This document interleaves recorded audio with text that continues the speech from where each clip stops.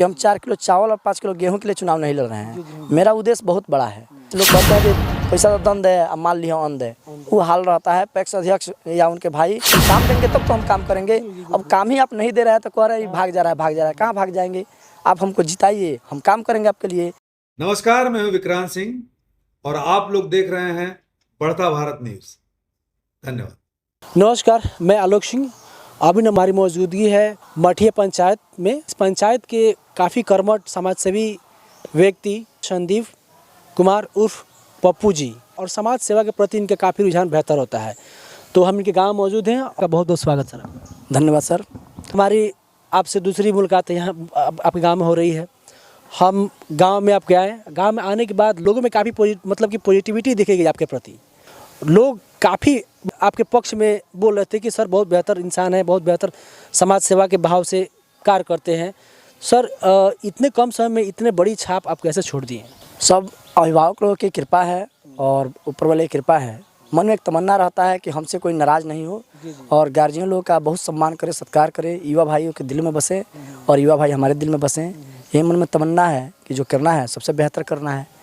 तो यही एक आशा है, अनुरूप है, उसके अनुसार काम किया जा रहा है। और हमें कोई पद मिलता है, जैसे पैक्स अध्यक्ष हम चुनाव लड़ रहे हैं और अब इसमें हमारे जो लोग सहायता करते हैं और चुनाव जिताते हैं, तो बेहतर से बेहतर करने का प्रयास करेंगे सर। तो आपका संस्था बेतिया में चलता है, आर्ट्स के सम्राट माने जाते हैं आप। वहाँ 500 प्लस बच्चे आपके यहाँ संस्था में कि पढ़ते हैं।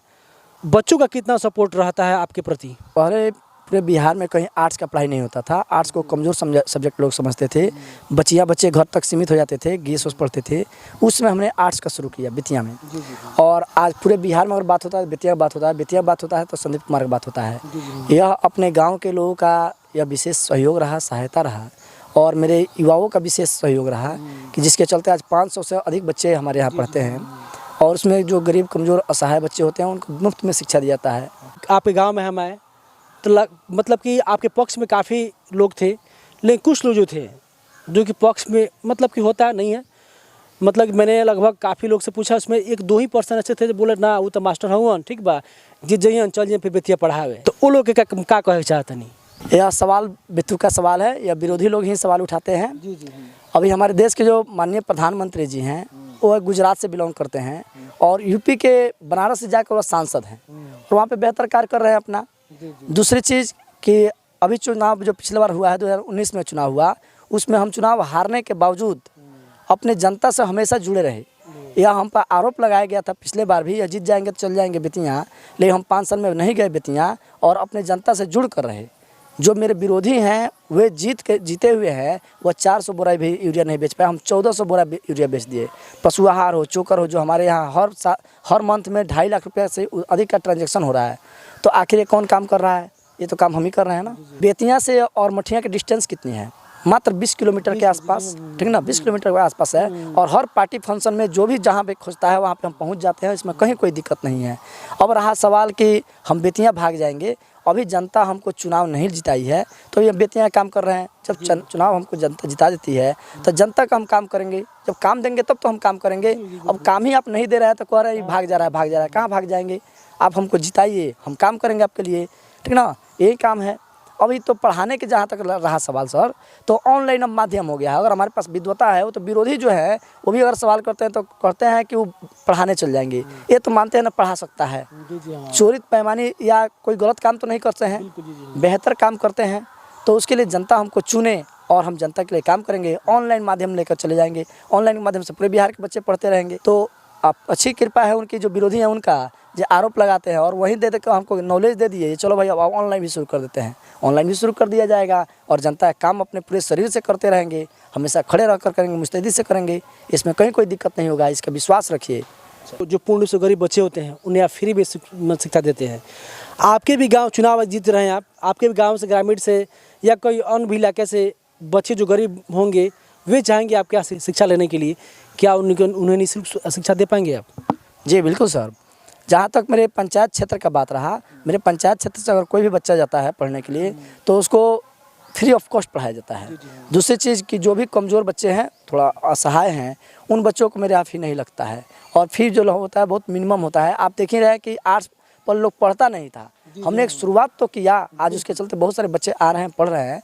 तो इसमें हम अपने आप को भी धन्यवाद देते हैं और उन गार्जियन लोग को धन्यवाद देते हैं जो अपने बच्चों को भेजते हैं पढ़ने के लिए। इस साल पूरे बेतिया में आप नंबर 1 पे रहे, आपका रिजल्ट आया। पूरे बेतिया की बात कहें तो वास्तव में आप सम्राट हैं, ये आपने साबित कर दिया। इस साल सबसे मतलब ज़्यादा मार्क्स आप ही के संस्था से छात्रों ने लाया सर।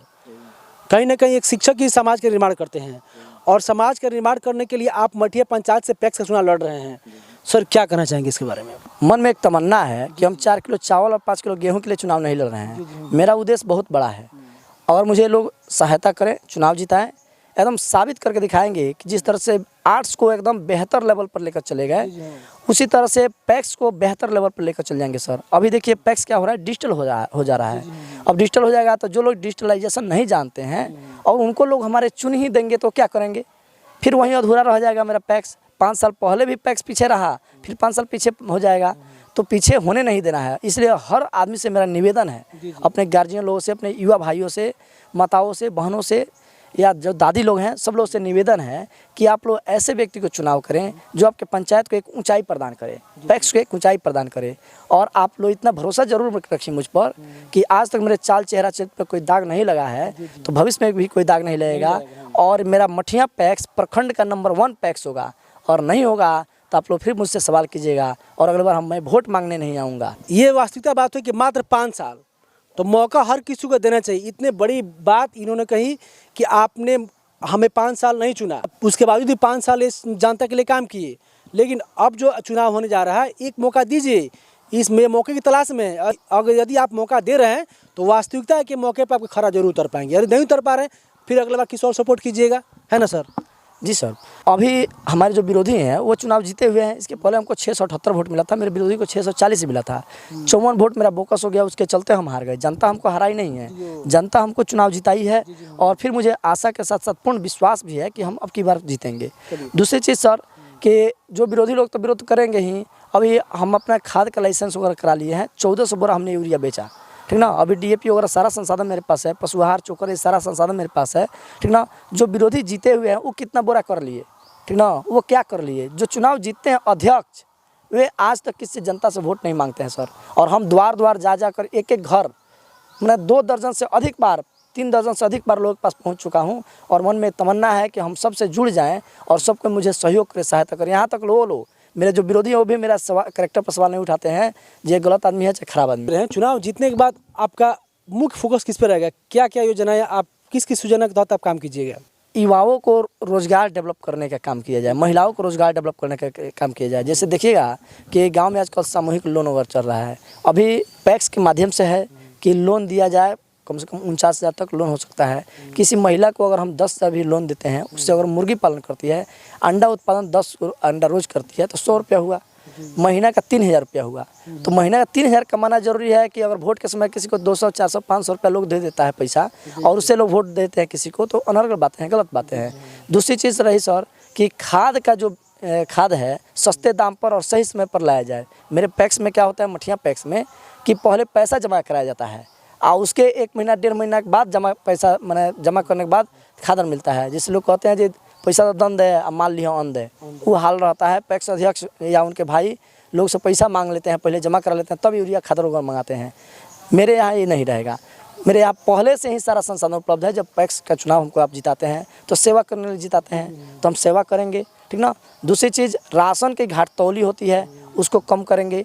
जैसे मंझरिया जैसा गांव है, वहाँ से सैकड़ों लोग आकर लाइन लगा कर आते हैं मठिया। अगर हम ऐसा व्यवस्था करें कि हम ही सीधे माल लेकर वहाँ पर पहुँच जाएँ, और वहाँ पर माल पहुँच जाएगा तो उसके चलते मेरे एक जाने से चलते वहाँ से सैकड़ों लोगों को फ़ायदा हो जाएगा, उन लोगों को भाग दौड़ नहीं करना पड़ेगा। आज भारत सरकार की योजना है, जब बिहार सरकार के माननीय तेजस्वी यादव जब थे तो उसमें उन्होंने योजना लगाया, नीतीश बाबू थे, इन लोग लगाए थे कि आज मेडल लाओ नौकरी पाओ। तो आज हमारे युवा उस खेल के बारे में जानते नहीं हैं। खेल में के बारे में डेवलप किया जाएगा लोगों को, तो ये जागरूक होंगे, खेलेंगे और सरकार नौकरी देगी, उसमें कहीं दिक्कत नहीं है। जो अध्यक्ष महोदय हैं उसको दाब दिए हैं, ठीक ना। अभी जो ट्रैक्टर वगैरह है सर माध्यम जो, वो अभी केवल एक आदमी का काम हो रहा है उस पर सारा, बाकी किसी का कोई काम नहीं होता है। तो भी सवाल है। उसके बाद फिर हमारे यहाँ सर क्या योजना है कि किसान चौपाल लगाना है। किसान चौपाल लगेगा, उससे क्या हो जाएगा कि जो किसान बेहतर उपज करेंगे उनको हम बेहतर से बेहतर सम्मानित करेंगे, ताकि और लोगों में जागरूकता आ जाए। नमस्कार, प्रणाम। मैं हूं आप सबों की अपनी प्यारी अपर्णा मलिक। और आलोक सिंह जी का एक बहुत ही खूबसूरत सा अच्छा सा चैनल है बढ़ता भारत, जिसको कि भारत बहुत ज्यादा पसंद करती है। और अपर्णा मलिक की तरफ से एक प्यारा सा निवेदन है कि आप लोग इसको ढेर सारा प्यार दें, क्योंकि इसमें बहुत ही इंटरेस्टिंग न्यूज आते रहते हैं और एंटरटेनमेंट से भरे न्यूज भी आते हैं और आए दिन आप लोगों को एंटरटेन करते रहते हैं। Loss of love from Aparna Malik.